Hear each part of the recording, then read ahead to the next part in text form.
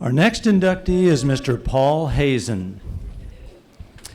Whether he intended, there you go, it's quite all right to clap for P.Hazen. You got it. Yes, sir. Not yet.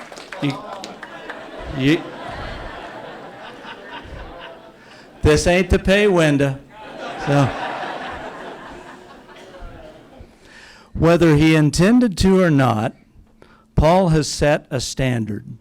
His victory total as a car owner spans 60 years, 1960 to 2020. His track championship history spans 55 years, 1965 to 2020. Whenever anybody talks about who had the most enduring and successful tenure as an owner in sprint car racing, P.Hazen will be in that conversation. But Paul's story is not just about longevity.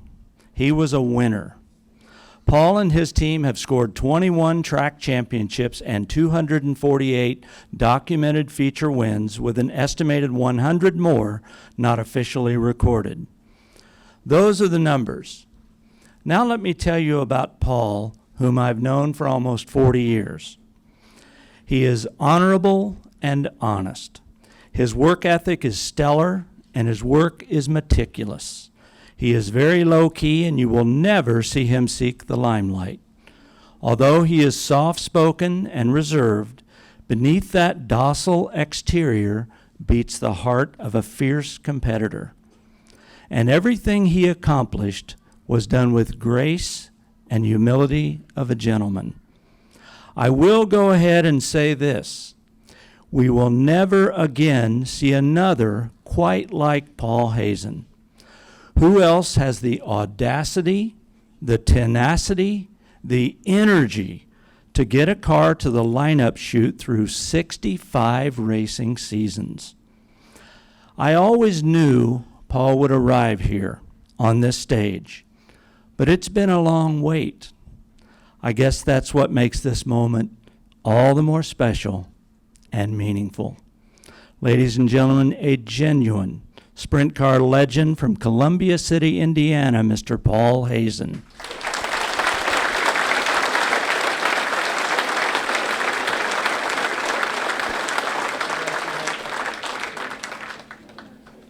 Thank you. Say a few words with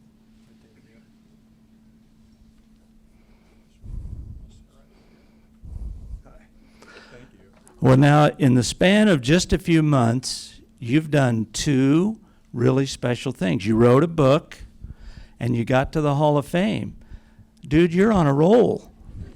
I'm awesome.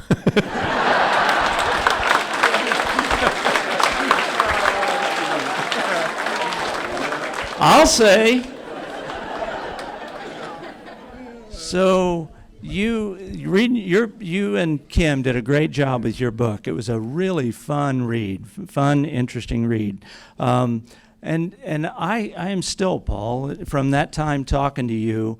The first time, I'll tell you a quick story. The first time I met this guy was in the early 1980s. I was writing for the newspaper, and he told me the story of how his race car is number 57 because that's the year that he started. Well, at that time, that was probably about 1983 or something like that. And I'm thinking, well, that's cool. 57, that's 20-some years ago. That's pretty cool. But as the years went by, I got to tell you, I looked at that race car and I started thinking, 1957, and this dude's still going. You are awesome, and I'm in awe of you.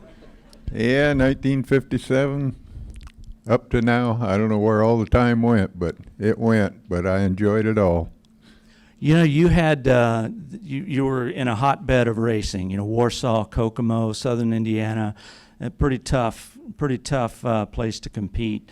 And you told me one time that you set aside a little bit of money, and that's what you raced on. You had a job, and when the racing money ran out, you parked, and you said, until we get back to where we need to be. I think I admire that as much as anything, that you had that kind of discipline, because I know how much you love this.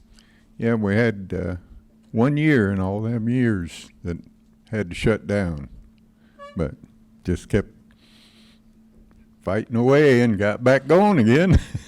You know, an interesting thing also in the book that I think it was Casey Schumann talked about in Indiana Sprint Week. You always had a couple guys that helped you down through the years, and Sprint Week is a grueling deal. I mean, you're racing every night, you tear stuff up, and you do maintenance, got to get to the next racetrack. It's not easy. And Casey talked about, wow, I couldn't get over this because we kept saying, hey, you want us to help with the car? And you'd say, nope, I'll see you at the racetrack. It's just you kind of like doing it your way. Well, it was pretty much all, well, way back, it was all one-man deal. And then as the years went on, I kind of got a little help, you know, but I enjoyed it, you know, I enjoyed doing my own thing. You know, you've had, I think, 68 different race drivers in your car. They documented in the book. And I don't think I can go out on a limb. You're still friends with 68 of them. You left as friends. Well, that's pretty good. They were all, I couldn't complain about any of them, really. They all did me a really good job. So, yeah, we all left as friends. They moved on to better, you know, and bigger and better things, which you can't blame them for doing that, you know. So you started out as a racer. You drove the race car probably for 6-8 years or so. And then I think you teamed up with Jimmy Elliott, who was quite a shoe. And what made you want to continue as a mechanic more than a driver, Paul? Why did you make that change? It was just kind of starting to get tougher at that time, you know. You have to jump in and out of the car and work on it and do all of it yourself. It started getting old. So I thought, well, I'll just do the mechanical part and let somebody else do the work. So they also talked about that you were really good about, you know, you would read the track and they didn't really have to give you a lot of feedback, and you could know what that car needed, and it was kind of up to them to react a little bit too. Yeah. Actually, Tony's dad drove for me first, and then Tony was after him. But Tony's dad, we had a weight jacker on the car. I didn't have to hardly do anything. He'd get that thing, go out and hot lap, jack on that thing a little bit, come in, ready to go. Well, I love it. And won a lot like that. Go out in a feature, do the same thing, you know. Won a lot of races like that, and then we go from Warsaw to Kokomo. He'd do the same thing, crawl in it, go out there and change it back a little, you know, and good to go. That helps. Good days. You had obviously you had so many good years. Nobody stays on top every year, nobody. But you had 3 periods that I would point out that were so special. Jimmy Elliott in the car, later on his son Tony Elliott in the car, and then later John Stanbro. Those were years where if you were in Indiana, man, you'd see the 57 come in and we're going to have a race. And those were good times and good years. Yeah, Kevin Thomas was another good, I don't know, 3 years or so, I think. I know there was one period there with John. I think we won something like 5 or 6 in a row, and man, about the third one, you know, we're thinking, damn, I hope this don't ever quit. But we knew it was going to, you know. Yeah, it was good. So how about now? Do you? I know you still got all your stuff. Do you plan on doing some more racing this year? Well, yeah, gonna go on this year. I don't know how much longer. I'm losing my sight's getting terrible, incurable, and I have trouble seeing the car on the track even, you know. I can see it when it goes by in front of me, but that's about it. And can't drive anymore, so I got to have somebody to tow the rig, and it's getting a little skinnier, I think. You still want to, though. Oh, yeah. Never quit wanting to. Oh, that's right. I wish I could start all over again. Do it all over again. Well, you summed it up pretty well, man. You are awesome.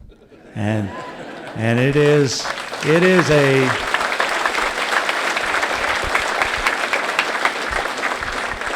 I got to admit, you surprised me with that one. That's good, Paul. But it's an honor to be here. I've been your friend for a long time and watched you race. You've done it with class. You've done it with style. And you're right where you need to be. You're in the Hall of Fame. Thank you. I still having trouble realizing it. Oh, it'll come to you. Never ever dreamed of it. Well, I had no doubt. P.Hazen, how about that?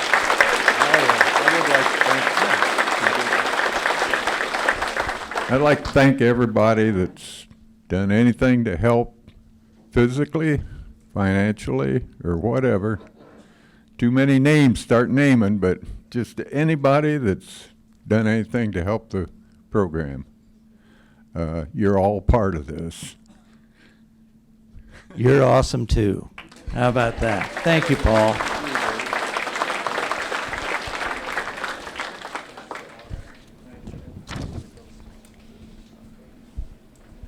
That's P.Hazen. He's awesome.